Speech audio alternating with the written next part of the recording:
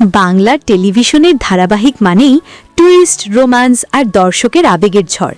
আর জি বাংলার জনপ্রিয় সিরিয়াল জোয়ার ভাটা ঠিক সেই আবেগের কেন্দ্রবিন্দুতে। শুরু থেকেই গল্পের গতি, চরিত্রদের ওঠানামা আর সম্পর্কের টানাপোড়েন দর্শককে বেঁধে রেখেছে পর্দার সামনে। প্রধান চরিত্রে শ্রুতি দাস, অভিষেক বীর শর্মা আর আরাত্রিকা মাইতি তিনজনেই নিজেদের অভিনয়ে দর্শকের মন জয় করেছেন। তবে আলাদা করে আলোচনায় উঠে এসেছে উজি আর ঋষির জুটি। তাদের অনস্ক্রিন কেমিস্ট্রি, ভুল বোঝাবুঝি আর অভিমানী সিরিয়ালের জনপ্রিয়তার বড় কারণ। বর্তমান টুইস্ট, গল্পে এখন দেখা যাচ্ছে উজির অ্যাকাউন্ট থেকে সমস্ত টাকা নিজের দখলে নিয়েছে নিশা। এই অপ্রত্যাশিত মোড়েই সোশ্যাল মিডিয়ায় শুরু হয়েছে আলোচনা।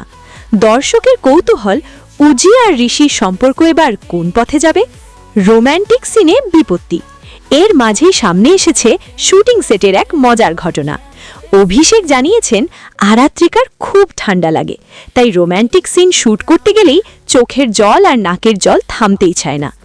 আরাত্রিকা মজার ছলেই বলেন, নাকের জল নায়কের গায়ে লাগিয়ে দেব। উত্তরে অভিষেকও হেসে বলেন, ঠিক আছে, জামা খুলে দেব, মুছে নিও। এই খুনসুটি প্রমাণ করে দিয়েছে যাদের অনস্ক্রিন কেমিস্ট্রি দর্শককে আবেগী করে তোলে, অফস্ক্রিনও তাদের বন্ধুত্ব আর বন্ডিং ঠিক ততটাই শক্তিশালী।